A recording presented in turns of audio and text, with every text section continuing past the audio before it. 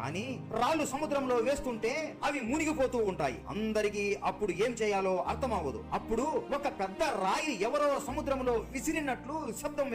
రామనామమే నీకు మంత్రము, రామనామమే నీకు ధ్యానము, రాముని పాదాలు నీ నివాసము, రామదూత హనుమ, శ్రీరామదూత హనుమ.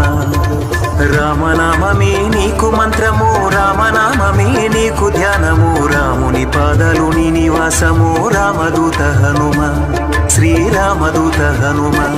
నీ అభయము కోరుతూ నీ భక్తులే, నీ తెల్లని మనసుకు చల్లని చూపుల దీవెనలిస్తాడు.